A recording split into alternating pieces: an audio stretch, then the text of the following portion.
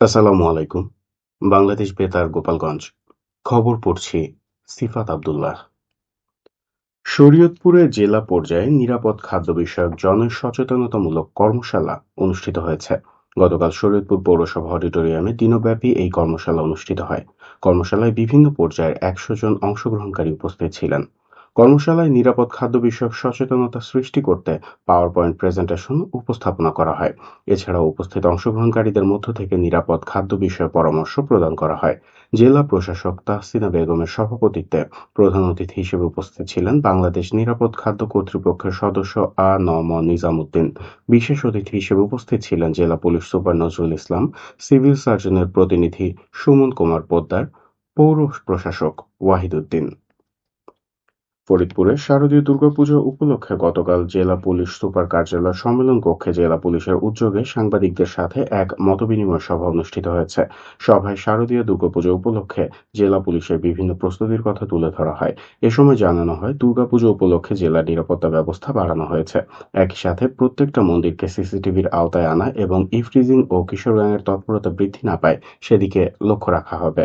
এছাড়াও পূজা চলাকালে গুরুত্বপূর্ণ মন্দিরগুলোতে সবসময় পুলিশি টহল ব্যবস্থা থাকবে এবং পেট্রোলিং টিম কাজ করবে। সভায় জানানো হয়, ফরিদপুর সাম্প্রদায়িক সম্প্রীতির একটি চমৎকার জেলা, তাই সাম্প্রদায়িক সম্প্রীতি রক্ষার্থে সবাইকে একসাথে এগিয়ে আসতে হবে। এ সময় বিগত দিনের মতো এবারেও শারদীয় দুর্গাপূজা সফল করতে সাংবাদিকদের সর্বাত্মক সহযোগিতা কামনা করা হয়। জেলা পুলিশ সুপার মোহাম্মদ আব্দুল জলিলের সভাপতিত্বে অতিরিক্ত পুলিশ সুপার সদর সার্কেল মোহাম্মদ আজমির হোসেন, অতিরিক্ত পুলিশ সুপার ভাঙ্গা সার্কেল মোহাম্মদ আসিফ ইকবাল, কোতোয়ালী থানার ভারপ্রাপ্ত কর্মকর্তা মোহাম্মদ আসাদুজ্জামান ও ফরিদপুর প্রেস ক্লাবের সভাপতি কবিরুল ইসলাম সিদ্দিকী সহ সংশ্লিষ্টরা এ সময় উপস্থিত ছিলেন। গণমানুষের বিভিন্ন সমস্যা নিয়ে গতকাল নড়াইল জেলা প্রশাসকের সম্মেলন কক্ষে এক গণশুনানি অনুষ্ঠিত হয়। জেলা প্রশাসক শারমিন আক্তার জাহান গণশুনানিতে উপস্থিত বিভিন্ন শ্রেণী পেশার মানুষের অভিযোগের কথা শুনে তা সমাধানের প্রয়োজনীয় পদক্ষেপ গ্রহণের জন্য সংশ্লিষ্টদেরকে নির্দেশনা প্রদান করেন। অতিরিক্ত জেলা প্রশাসক সার্বিক লিঙ্কন বিশ্বাস, সমাজসেবা কার্যালয়ের উপপরিচালক জেড.এ. মিজানুর রহমান খান এবং সদর হাসপাতালের আরএমও ডক্টর সুজল বক্সী সহ সংশ্লিষ্টরা এ সময় উপস্থিত ছিলেন। নড়াইলের লোহাগড়া উপজেলায় দুর্নীতিবিরোধী বিতর্ক রচনা ও কুইজ প্রতিযোগিতা গতকাল উপজেলার এম.কে. মিতালী মাধ্যমিক বিদ্যালয়ে অনুষ্ঠিত হয়েছে। প্রতিযোগিতার শুরুতে দুর্নীতিবিরোধী শপথ গ্রহণ করে ২ শতাধিক শিক্ষার্থী।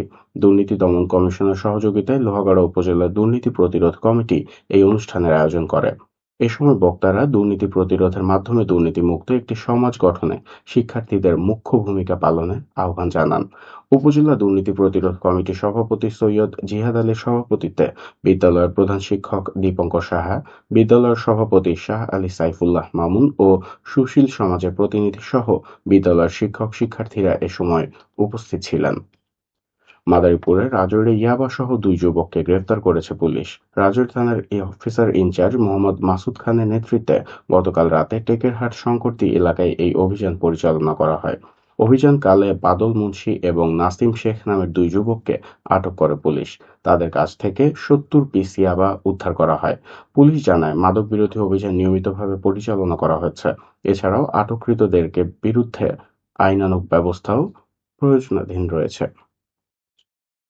গোপালগঞ্জ মাইক্রোবাস চাপায় ডেন্টাল কলেজ হাসপাতালের নিরাপত্তা প্রহরী সামাদ শরীফ নিহত হয়েছেন। গতকাল সন্ধ্যায় গোপালগঞ্জ পিরোজপুর আঞ্চলিক মহাসড়কের সদর উপজেলার ঘোনাপাড়া কৃষি গবেষণা ইনস্টিটিউটের সামনে এই দুর্ঘটনা ঘটে। সদর থানার অফিসার ইনচার্জ মীর মোহাম্মদ সাজেদুর রহমান জানান, সন্ধ্যার দিকে কৃষি গবেষণা ইনস্টিটিউটের সামনে গোপালগঞ্জ পিরোজপুর আঞ্চলিক মহাসড়ক পার হচ্ছিলেন বৃদ্ধ সামাদ শরীফ।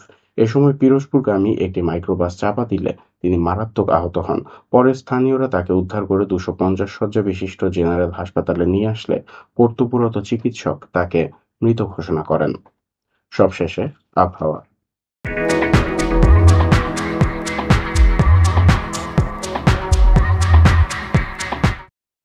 আজ বেলা ১টা পর্যন্ত আবহাওয়ার পূর্বাভাসে বলা হয়েছে, দেশের অভ্যন্তরীণ নদীবন্দর সমূহের জন্য কোনো সতর্কবার্তা নেই এবং কোনো সংকেতও দেখাতে হবে না। খবর শেষ হলো। আমাদের পরবর্তী খবর প্রচারিত হবে আগামীকাল সকাল ৮টা বেজে ৩০ মিনিটে বাংলায়।